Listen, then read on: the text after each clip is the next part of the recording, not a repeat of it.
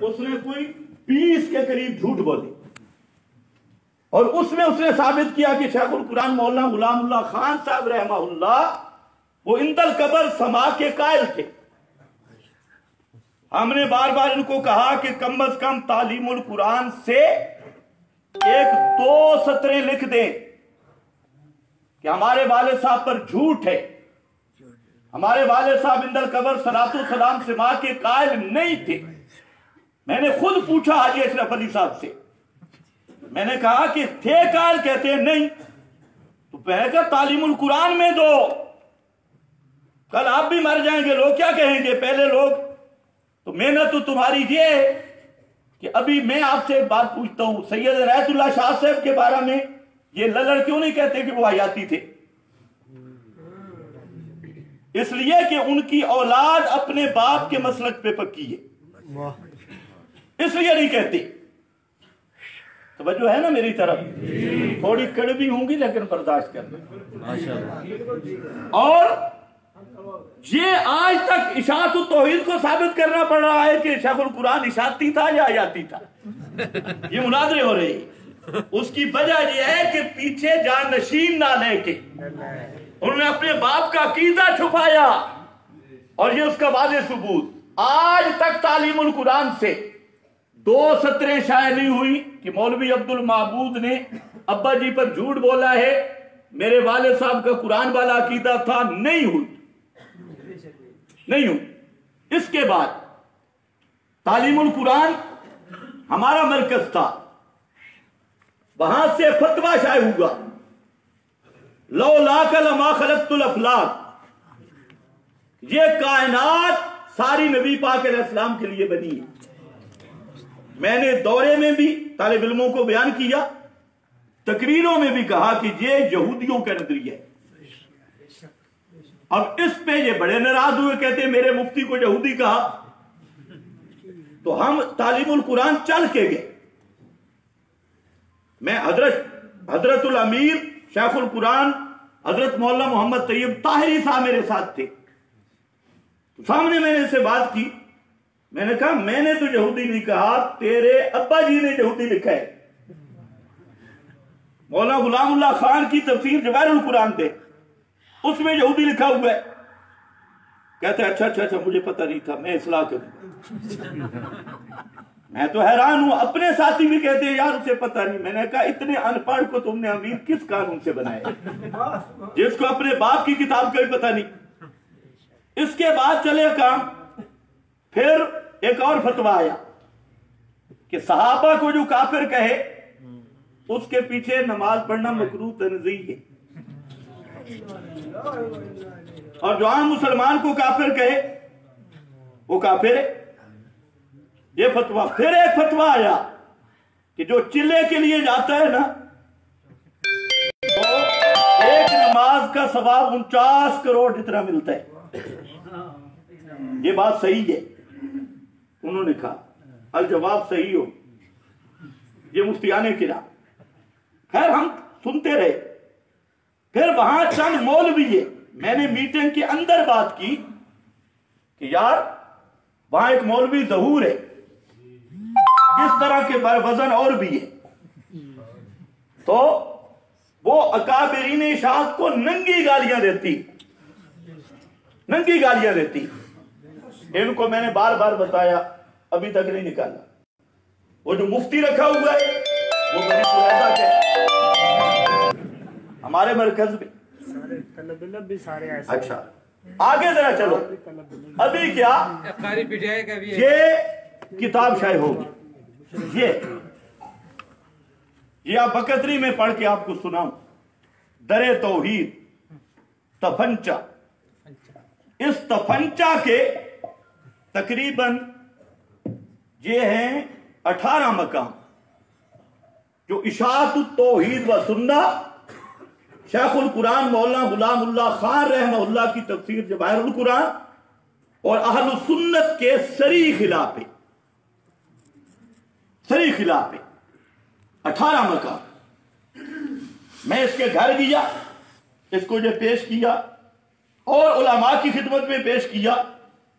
ایک دفعہ میرے ساتھ سید زبیر شاہ صاحب بھی تھے، ان کے سامنے کتابیں رکھی، یہ کتاب بھی رکھی، تو کہتے ہم اصلاح کریں گے، ہم اصلاح کریں گے. لیکن اصلاح اب کسی اور نے کہا تو آگے کہہ رہا تھا اچھا لاوی صاحب بڑا عالم ہے یا مولوی خضر بڑا عالم ہے؟ میں نے کہا اس کو ذرا بٹھاؤ نا، لاوی صاحب نے تو شروع میں لکھا ہے کہ میں نے اس کو دیکھا ہی نہیں ہے دقیق نظر سے، شروع میں لکھا ہوئے. اب آپ بتائیں اس میں گپیں کیا ہیں؟ وہ یہ ہے کہ نبی کریم علیہ السلام کی زبان پہ شیطان بول گیا. استغفر اللہ. آپ سورہ نجم پڑھ رہے تھے، تلک الغرانیق الاولی ان شفاعتہن لترتجی، اور آپ کو سورہ حج کی آیت کے نزول تک پتہ بھی نہیں چلا اور شیطان آپ کی زبان پہ بولا. حالانکہ شیخ القرآن رحمہ اللہ نے لکھا ہے کہ یہ زندیقوں نے واقعہ گھڑا ہے. اب اس کتاب میں شیخ القرآن اور مولانا حسین علی کے ذمہ لگا دیا، اب اس پہ ہم خاموشی اختیار کر لیں. پھر اس کتاب میں حضرت ولید ابن عقبہ صحابی کو اسی کتاب میں صفحہ نمبر 74 پر فاسق کہا گیا. ان جاءکم فاسق بنبأ، حالانکہ جواہر القرآن میں اس کی تردید موجود ہے. حضرت شیخ نے تردید کی اور اس کتاب میں جناب حضرت شیخ القرآن مولانا حسین علی کا نام استعمال کیا. جو اوپر لکھا بھی ہے مولانا حسین علی الوانی غلام اللہ خان، ان کے ذمہ لگا ہے. پھر اسی کتاب میں کہتا ہے کہ پیروں کی صورت کا تصور کر کے، صفحہ 129 پر تصور کر کے ان کے توسل سے دعا کرنا جائز ہے، موجب فجوزات. یہ بات بزرگ تعبیل کر رہے تھے. اب اس کی کیا تعبیل ہوگی؟ شیخ بزرگوں کا، شیخ جیلانی کا ہے تصور کرو اور ان کے توسل سے دعا مانگو. اسی طرح استعانت کا مسئلہ لکھا ہے، من صلی علیہ عند قبری، یہاں پھر لے آئے اور تردید کوئی نہیں. حالانکہ مولانا حسین علی صاحب کی تفسیر بے نظیر میں ان کا لکھا ہے کہ محمد بن مروان راوی ہے اور یہ شیعہ ہے، لیکن اس میں پھر آ گئی الانبیاء احیاء فی قبورہم، پھر یہاں آ گئی نبی کریم علیہ السلام قبر پہ ما من احد یسلم علیہ الا رد اللہ علیہ روی، پھر آ گئی مڑ کے اس میں. پھر بزرگوں سے استمداد استشفاء کا مسئلہ اس میں آیا. اچھا، دو باب ایسے ہیں جو خالصتاً کفر اور شرک پہ مبنی ہیں. کوئی منصف آدمی عالم ہو اس کا مطالعہ کر لیں. یہی تو وجہ ہے. پھر ہم نے ایسے نہیں کام شروع کیا. ہم 3 دفعہ ان کے ادارے میں گئے، ہم نے یہ مطالبہ کیا کہ مولانا جو آپ کہہ رہے ہیں لاوی صاحب جو حضرت بھی ہے، تو ہم اس کے ساتھ بیٹھنا چاہتی ہیں، ہمارے جو خدشات ہیں ہم ان کے سامنے رکھیں. لیکن آگے سے جواب آیا تم بڑے مولوی، وہ چھوٹا مولوی، یہ بڑے چھوٹے کی تول نہ دی. اس کے 18 مقامی وقت نہیں جو خالصتاً کتاب و سنت شیخ القرآن رحمت اللہ علیہ کے مسلک کے صریح خلاف ہے اور شرک و بدعت پیغمبر کی بے ادبی اور گستاخی پہ مبنی.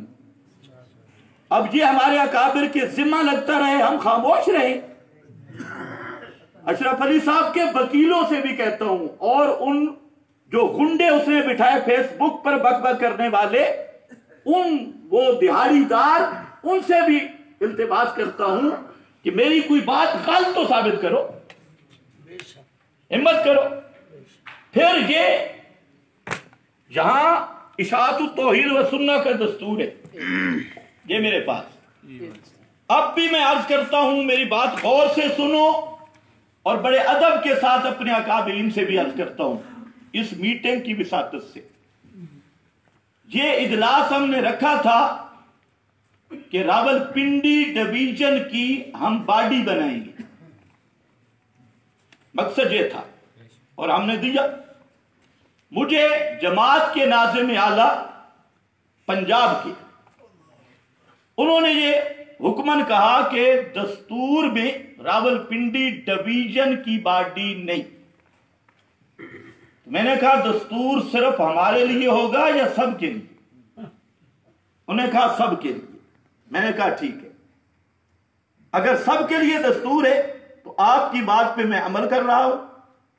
آج اتنا جمع غفیر علماء کی موجودگی میں میں یہ اعلان کر رہا ہوں کہ ہم نے آج یہ باڈی بنانی تھی، لیکن چونکہ پنجاب کے ناظم اعلی صاحب نے یہ کہہ دیا کہ دستور میں ڈویژن کی باڈی نہیں، ہم اس میں بحث نہیں کر رہے، تو میں دستور کا احترام کرتے ہوئے آج باڈی تشکیل نہیں دوں گا، کوئی دن انتظار کریں۔ اور ہم مطالبہ کرتے ہیں اکابرین سے بھی کہ یہ دستور موجود ہے، اس دستور کو بحال کرو، اس دستور کو عزت دو۔ مولا فضل الرحمان کہہ رہا ہے نا ووٹ کو عزت دو، ہم کہتے ہیں خدا کے لیے دستور کو عزت دو، سارے عہدے دستور کے مطابق ہوں۔ آپ تعین کرتے ہیں؟ سارے عہدے کس کے مطابق ہوں؟ اور عہدوں کی اہلیت بھی دستور کے مطابق ہو۔ اگر ملک میں یہ دستور اشاعت التوحید کا اس کو قابل عمل بنا دیا جائے، ہم بھی پابند ہوں، سب پابند ہوں، تو پوری جماعت میں اتفاق ہو سکتا ہے۔ اختلاف کی وجہ یہ ہے کہ دستور معطل ہے، اور بچھو سے کسی نے پوچھا تھا وہ تم میں سردار کون ہے، اس نے کہا جس کی 2 روپے ہاتھ لگاؤ۔ تو جب دستور معطل ہوتا ہے تو انصاف نہیں رہتا۔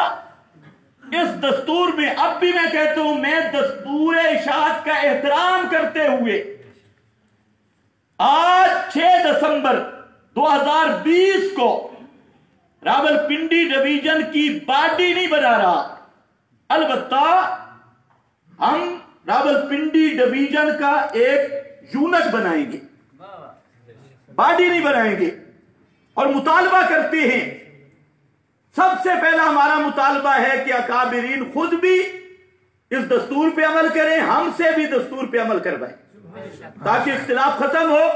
اور یہ آپ کا دستور کہتا ہے کہ امیر کے لیے شرط ہے کہ مستند عالم ہو، یہ دستور میں لکھا ہے کہ مستند کیا ہو؟ مولانا اشرف علی صاحب ہمارے لیے قابل احترام ہے، لیکن ان کو سب جانتے ہیں کہ یہ مستند عالم نہیں ہے، یہ مدینہ مارکیٹ میں کپڑے کا دکاندار ہے، اور اس نے باقاعدہ پڑھا نہیں۔ جہاں مولانا اشرف علی صاحب حلفاً کہہ دے کہ میں مستند عالم ہوں، کتاب و سنت کا ماہر ہوں، تو پھر تو ٹھیک، اور اگر وہ مستند عالم نہیں تو پھر اس اجلاس کی وساطت سے میں ڈنکے کی چوٹ پہ اعلان کرتا ہوں کہ میں مولانا اشرف علی کو امیر پنجاب نہیں مانتا، نہیں مانتا۔ ٹھیک ہے یا نہیں؟ امیر ہونا چاہیے دستور کے، ہماری جماعت میں عالم کوئی نہیں، القینا علی کرسی، کوئی تمیز نہیں۔ اشاعت التوحید ایک عالمی جماعت ہے، اور میں امیر محترم اور جماعت کے ناظم اعلیٰ پیر طریقت سید ضیاء اللہ شاہ صاحب بخاری اور تمام اکابرین سے دستبستہ عرض کرتا ہوں کہ اگر جماعت کو ٹکڑے ہونے سے بچانا ہے، بکھرنے سے بچانا ہے، تو یہ دستور پہ عمل کرواؤ، خود بھی کرو، ہم سے بھی کرواؤ، تو دستور میں ہے۔ پھر کس دستور میں لکھا ہے کہ ایسا مبلغ اپنے ادارے میں نہیں بلا سکتے جو اشاعت التوحید کے خلاف نظریہ رکھتا ہو اور تعصب رکھتا ہو۔ اب آپ کو پتہ ہے جب تعلیم القرآن کا افتتاح ہوا کون آیا؟ یہ آیا، اس کی لگاؤ، یہ آیا، اور یہ کون ہے؟ یہ کہتے ہیں سید عنایت اللہ شاہ بخاری پرویزی ہے، مولانا محمد امیر بندیالوی، مولانا محمد حسین نیلوی، یہ سب گستاخ ہیں، بے ادب ہے۔ یہ شخص ہے، یہ آپ کے ادارے کا افتتاح ہو رہا ہے، اور دستور کیا کہتا ہے کہ کسی ایسے متعصب کو بلانے کی اجازت نہیں۔ تو میرے اکابرین محترم، دستور ہمارے لیے ہوگا یا سب کے لیے ہوگا؟ یہ تو نہیں ہو سکتا، جب حق والی جماعت انصاف نہیں کرے گی اور کون کرے گا؟ تو ہمارا مطالبہ انصاف کرنے کا دستور پہ ہے۔ تو اسی طریقہ سے بے شمار باتیں، پھر ان کو بڑا غصہ کیا لگا، इधर एक पीर साहब फौत हुए, ये आपका पड़ोसी, और वो पीर ऐसा था कि ये लल्लड़ों ने उसके खिलाफ किताब लिखी बेशक, और इन्होंने कहा कि ये बरेलवी है। अब अंदाजा करें जिसको मास्टर उकाड़वी बित्ती कह रहा हो भाई ये ढिल है, कादी मदर कहता है ये ढील है, कादी मदर वो कहते हैं ये बरेलवी है, उसकी शान का आलम क्या होगा। उनको कादी मदर जैसे बुजुर्ग भी कहते हैं कि मुझसे भी ढील है। अब ये मर गया तो हजरत साहब ताज़ियत के लिए मजबूर थे। अच्छा मेरे इल्म में नहीं था कि हजरत साहब भी गए होंगे जनाजे में, वहां बयान किया। अच्छा अब ये मलक साहब बैठे हैं और हजरात हैं, इस एरिया में सबसे बड़ा इशाउ तौहीद का दुश्मन ये था, सबसे बड़ा, किताबें भी लिखी हर जगह पे। अब अगर हमारे मोहतरम वहां पर तशरीफ ना ले जाते, कोई इस्लाम में फर्क पड़ सकता था? नहीं। कोई किला फतह होने से रह जाता। वहां गए, कहते शेखुल कुरान के शागिर्द थे मेरे वालिद साहब। हाँ चंगे शागिर्द तैयार कितने शेखुल कुरान ये फखर हो रहा है, शागिर्द थे। वहां उसका जनाजा भी पढ़ा। जुम्मे पर मुझे किसी ने रुका दिया कि मुशरिक का जनाजा पढ़ना कैसा है, अगर मोबाइल पढ़े। मैंने कहा अगर मोबाइल पे मुशरिक का जनाजा पढ़ता है तो बड़ा बेगैरत है। हदीस में गरम बकरी है का शातिल आए, इस पे गुस्सा आ गया। तो ये तो मैंने चंद बातें आपको बताई। अब मसला ये, इसके बाद उसने एक नोटिस जारी किया। अब नोटिस भी पूरा ड्रामा है। दस्तूर कहता है कि मरकजी अमीर नोटिस दे सकता है 1 महीना तक किसी कारकुन को। तो जहां जरा उल्टी गंगा भी देखो, फजलुर रहमान वैसे डिक्टेटरशिप को रो रहा है। डिक्टेटरशिप यूं होती है। अब देखो, और फिर मरकजी शूरा के रुकन को मुअत्तल कौन कर रहा है? सूबाई शूरा का अमीर। जिंदाबाद। क्या बात है, दस्तूर कहां गया? यहां दस्तूर नहीं। फिर 6 महीने गुजर गए जी, मैं शूरा से तोसी करवाऊंगा। मरकजी शूरा का इजलास हुआ, हजरत साहब ने शर्त लगाई अगर वो आए तो मैं नहीं जाऊंगा। आप इंसाफ करें भाई, शूरा बनी क्यों है? फरीकैन की बात सुनो। अगर मैं मुजरिम हूं, मुझे सजा मिले, वो मुजरिम है, उसको सजा मिले। नाम तो तौहीद व सुन्नत का है, और मेरे नबी की सुन्नत है। बेटी फातिमा भी चोरी करे तो उसका भी मैं हाथ काटूंगा। ये कौन सी बात फिर निस्बतें आ गई। मीटिंग में हजरत तशरीफ नहीं ले गए। मुझे कहा गया जी जू कह रहे हैं। मैंने कहा नहीं जी, वो हमारे बुजुर्ग हैं, वो आए, हम नहीं आएंगे। ठीक। मुझे बाद में कहा गया कि आप ना आए, नहीं तो वो नहीं आएंगे।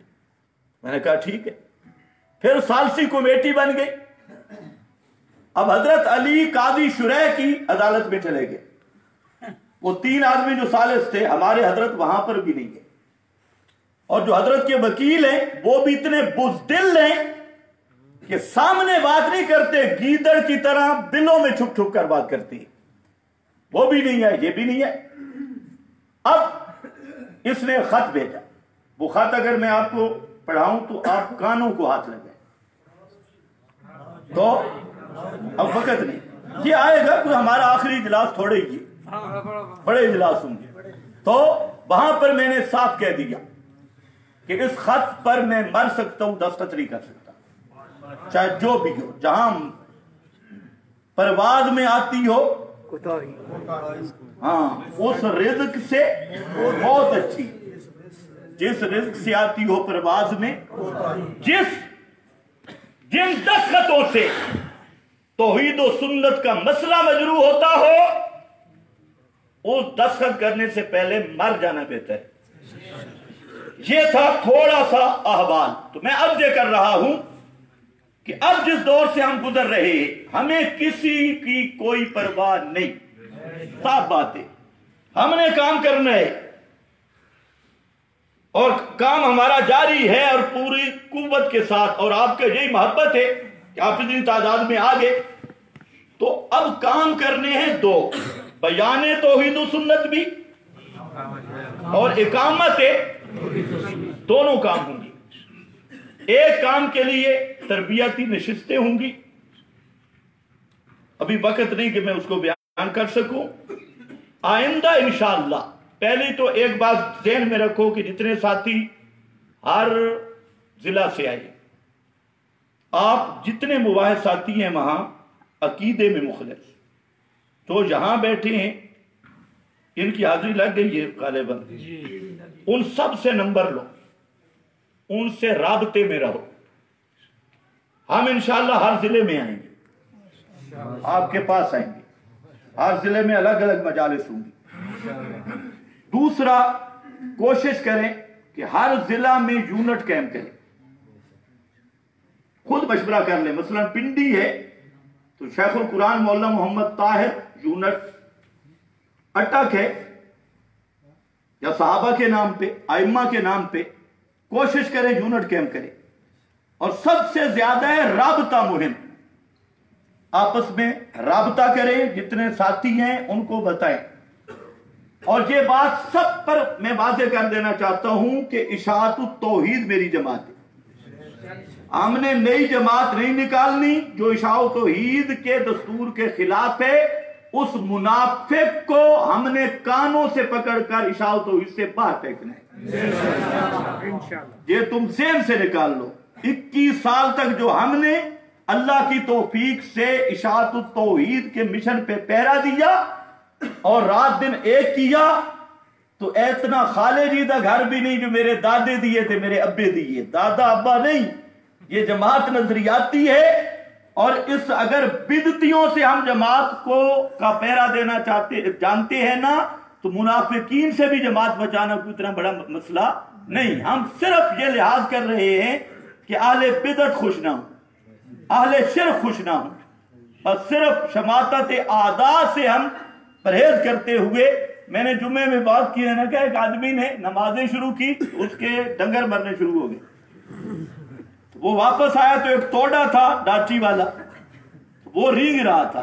उसने कहा ना रेंगो, तू तो 2 नफलों की मार। मैंने कहा ये भी अब छोटे छोटे तोड़े रींग रहे हैं, हमने तो बड़े बड़े डंगरों का उल्टा कर दिया, बड़े बड़े डंगर संडे थे जो उल्टा हो गए, और ये छोटे छोटे तोड़े ये रींग रहे। हम नहीं चाहते, हम चाहते हैं इशाअतुत तौहीद के मिशन की हिफाजत होनी चाहिए।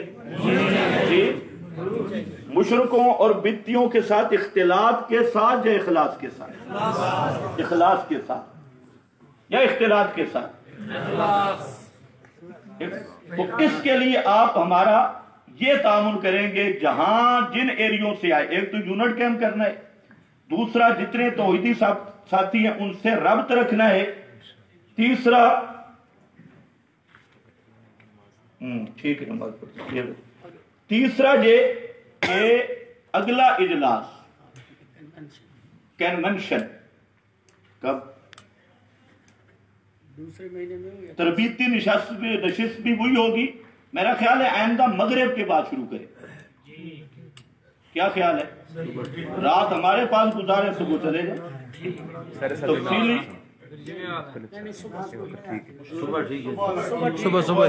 सुबह 10 बजे, चलो सुबह 10 बजे, तारीख 10 बजे जल्दी नमाज पढ़े, बल्कि 9 ना टाइम रखो सुबह, आइंदा 1 महीने बाद रखना, जो अप्रैल की पहली इतवार होगी। क्यों? ठीक है, जनवरी फरवरी रखना,